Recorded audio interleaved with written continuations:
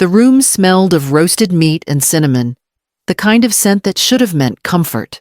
Laughter floated over clinking glasses, forks tapping against porcelain. Christmas Eve and the dining room shimmered under soft, yellow light. I waited until after dessert. I reached beneath my chair, pulled out the small box I had wrapped by hand. No glitter, no ribbon, just soft brown paper and twine. I handed it across the table to Elias. "This is for you." Before he could touch it, Valeria snatched it from his lap with her long, polished fingers. "Oh, let's see what treasure Mom dug up this year." She unwrapped it slowly, like mocking every fold. Then she saw it, the wood, slightly worn at the edges, initials burned in carefully, EQ. I knew those letters by heart. I'd carved them myself when Elias turned 12. She turned the music box in her hands like it was a foreign object, eyes scanning the old wood, unimpressed. Then came the laugh. Tight. Sharp. "This," she said, raising an eyebrow. "If this is the best you can give it, belongs in the trash." The box hit the floor with a dull crack. The lid split along one edge. The melody inside stuttered once and stopped. Someone coughed. A fork scraped. The baby across the table dropped a pacifier, and even that felt louder than what should have come next. But nothing came next. Elias didn't move. He didn't look at me. He stared down into his glass like maybe the answer was floating at the bottom of the wine. My mouth was dry. I looked to him, then to Valeria, who had already returned to her conversation like nothing had happened. Across the room, the tree blinked in slow pulses. I could hear the faint hum of the heater kicking on. I picked up my napkin and folded it on my plate. The broken box still sat on the floor between us. No one touched it. Later, alone in the guest house, I laid it on the nightstand. The lid was cracked clean across. Still closed. Still silent. The guest house was quiet, set just far enough from the main house that their laughter couldn't reach me unless the wind shifted. That night, there was no wind. Just a thick stillness that seemed to settle between the walls. I'd lived here for 3 years.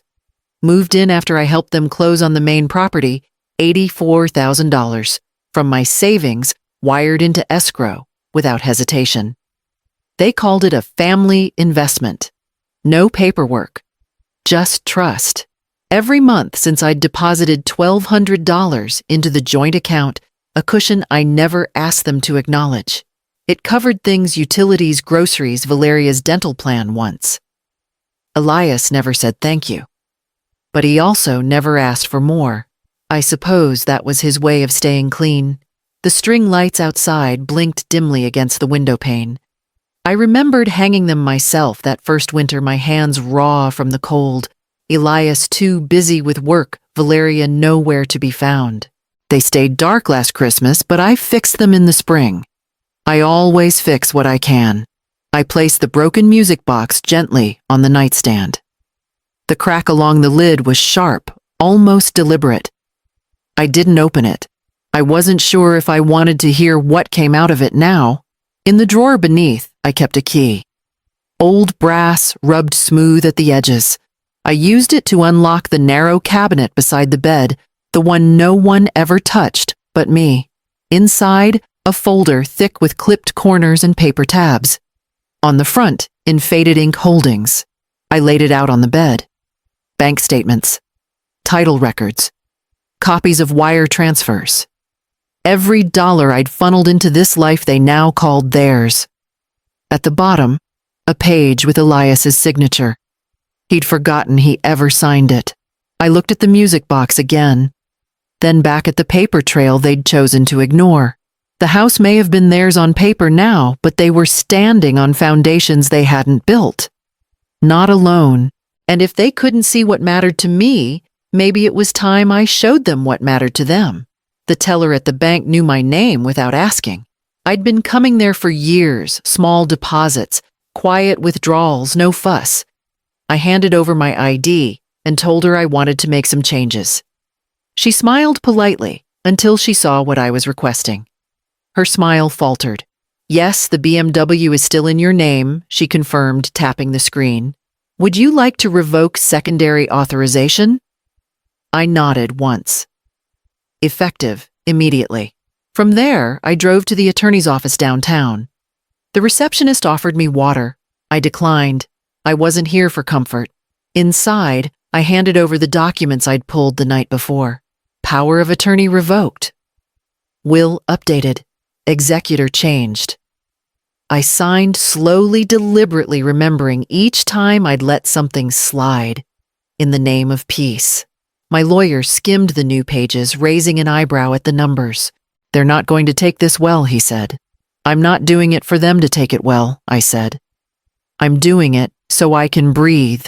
The final step was the credit card. One phone call. A short hold. Canceled.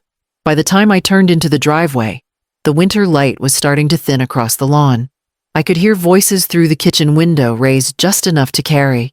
The kind of carelessness people have when they forget you're nearby, or when they stop believing you matter.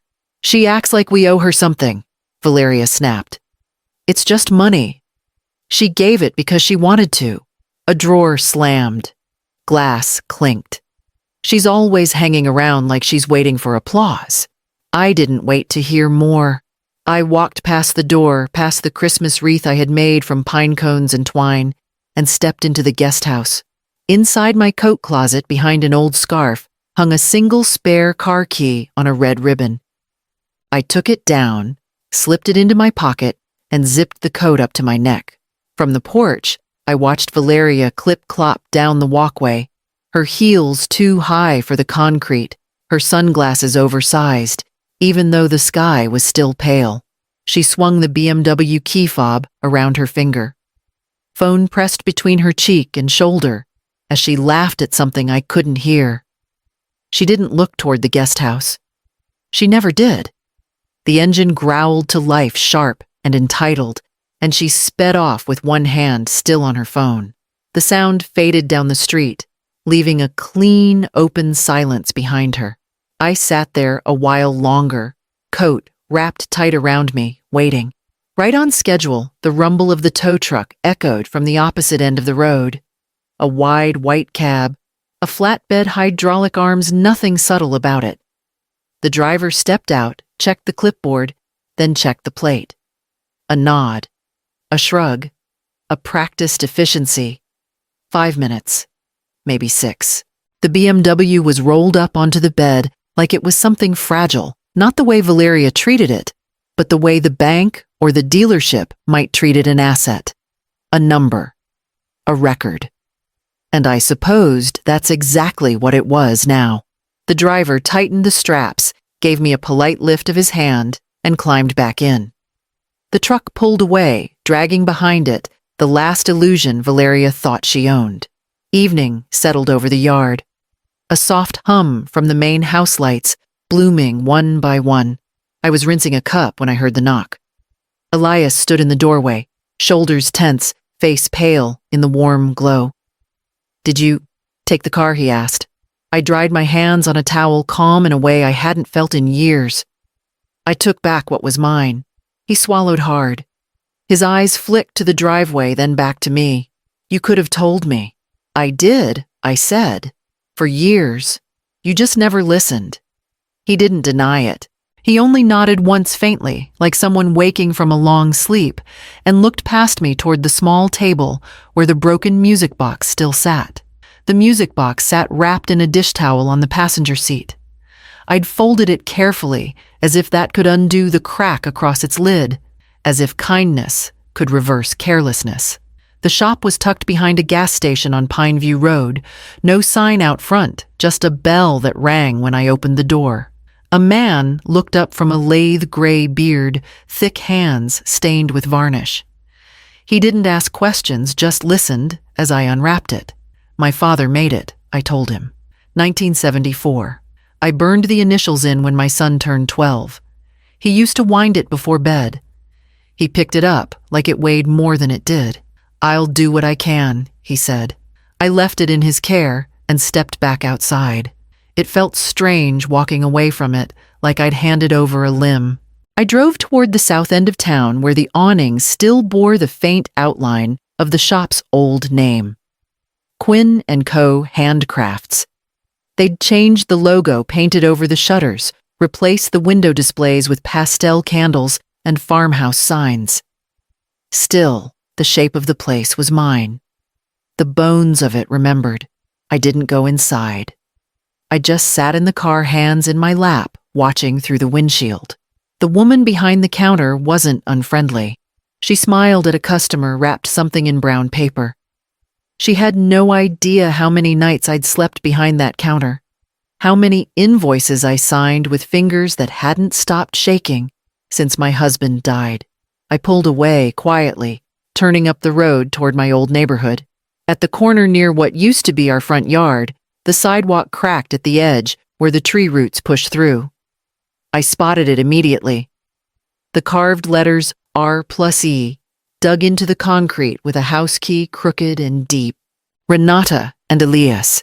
He was 6. I was 33 and tired and certain we had all the time in the world. I gripped the wheel tighter, not out of longing, but decision. Something final settled in my chest as I turned back toward the main road. The day began with Valeria's voice cutting through the stillness like a siren. "What do you mean it bounced?" she shouted into her phone from the patio. "Run it again. That card has never declined." I didn't move. I stayed at the kitchen table in the guest house, a stack of printed forms neatly arranged beside my coffee cup. Wire transfer confirmations, disbursement closures, the signed notice removing my name and my capital from the family LLC. Outside, her voice climbed higher. "I booked that florist a month ago, and the brunch was prepaid." Paid. I highlighted one more line on the transfer summary and flipped to the next document. By the time the sound of slamming doors stopped echoing across the yard, I was nearly finished. The screen door creaked open. Elias stood in the doorway, face drained of color. His dress shirt was half-tucked, like he'd rushed out of a meeting that didn't go the way he'd planned. "You took it out," he said. "All of it." I didn't answer right away. I reached into the cabinet and pulled out the folder. I'd labeled Joint Accounts, Historical.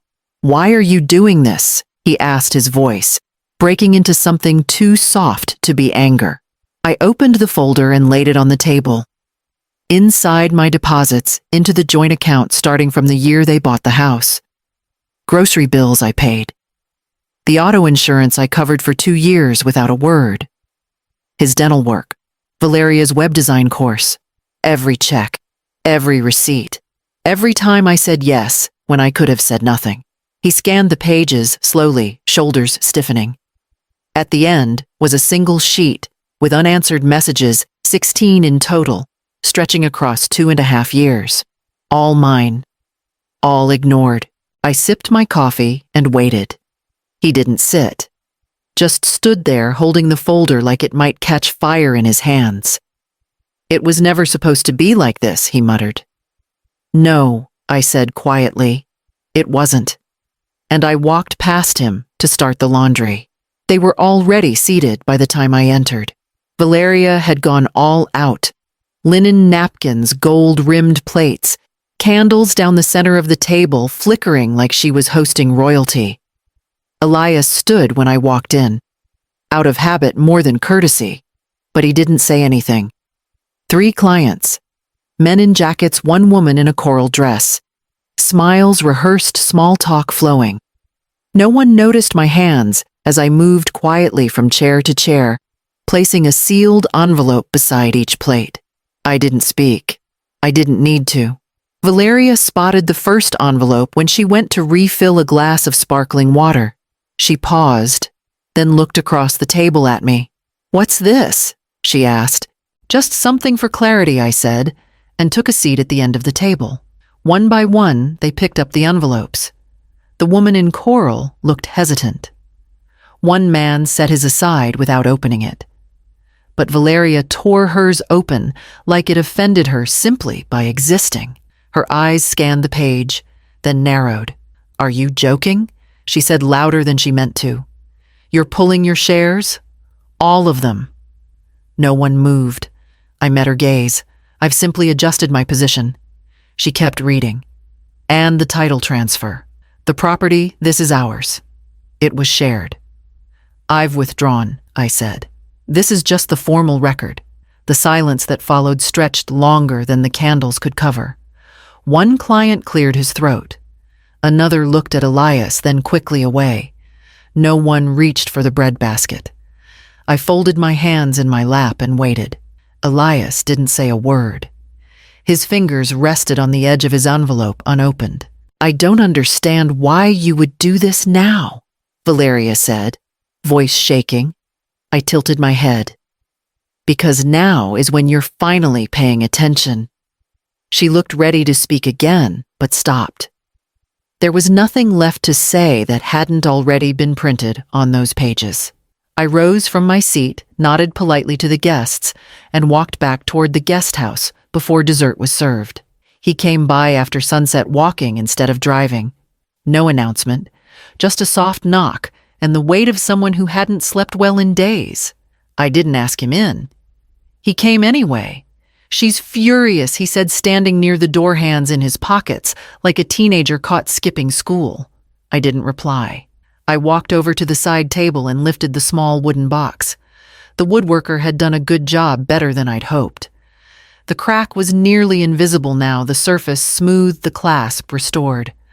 I set it on the table between us and turned the tiny brass key. The melody began delicate but steady.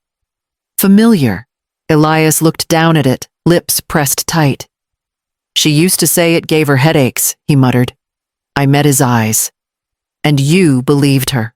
He didn't answer. The notes played on, soft and clear. It was a lullaby, one my father used to whistle, one I hummed while rocking Elias through nights of fevers and growing pains. It was never just a song. It was something that connected generations, hands to hands, heartbeat to heartbeat. "She thought I'd do nothing," I said, my voice even. "But you knew better." He closed his eyes briefly, face folding like paper under pressure. "I wanted peace. Then you shouldn't have made war with silence." He sat down slowly, like the weight of the words had finally caught up to him. I didn't soften. I didn't comfort. I let the music play. For years, he'd watched her dismiss me in small ways, rearranging gifts I gave, speaking over me, in front of the baby, making choices in my home as if I wasn't there. I saw the flickers of hesitation in his face every time, the corners of doubt he buried for the sake of comfort. But comfort built on neglect doesn't last. Eventually, it rots from the inside out. The final note hung in the air between us. He didn't speak again, and I didn't need him to. I stood, walked to the kitchen, and pulled the cabin deed from the drawer. By dawn, everything I owned fit into 3 boxes and a single suitcase. Years of living at the edge of someone else's life, distilled into what I could carry without help. I moved slowly, not because I doubted the choice, but because quiet endings deserve steady hands. The deed to the lake cabin rested on top of the suitcase. They never knew about it. I'd bought it long before they married, long before the house and the joint accounts and the compromises. It was the one thing I kept untouched, a place I hadn't visited in years but never let go of. Now the deed bore only my name. I didn't wait for anyone to wake. I didn't walk through the main house or listen for footsteps. I set the note on the kitchen counter, plain paper, plain ink. Do not contact me for money again. Everything else was already said. There was nothing more to add. I locked the guest house behind me, keys in my pocket, suitcase rolling softly through the gravel. The sky was still gray when I pulled out of the driveway, the main house dark, except for a lone hallway light left on overnight. I didn't look back. Weeks passed without a single call. Not from Elias. Not from anyone. Now and then, Valeria's name popped up on my screen, never directly, just through forwarded links and quiet searches. Photos of her in a high-rise apartment, arms stretched on a borrowed balcony. Captions that said things like, "starting over," and choosing peace. But peace doesn't usually come with overdue notices and angry comments about unpaid vendors. Her smile was wide, but her eyes had that dull shine of someone pretending harder than she believed. Elias hadn't posted anything since the dinner. Not a birthday wish, not a family photo, not even one of his usual business updates. Just silence. A long, slow quiet that felt heavier than words. Meanwhile, the lake thawed gently outside my windows. A stillness wrapped around the cabin like a second skin. I swept the porch, cooked small meals, and let the silence become something welcome, not emptiness, space. On a clear afternoon, I took the music box outside and sat with it in my lap. The wood was smooth beneath my fingers, the carving exactly as I remembered. I wound the key once slowly. The melody spilled out hesitant at first, then steady. It sounded like it used to, but it felt different now. I didn't smile. I didn't need to. There was no audience here, no one to perform for or soften myself around. No one to interrupt the sound or say it gave them a headache. Just the melody. Just the trees. Just me. I wasn't anyone's guest. I wasn't someone's backup plan. I wasn't erased. I was rewritten line by line, note by note by my own hand. And this time, I knew exactly who I was building it for.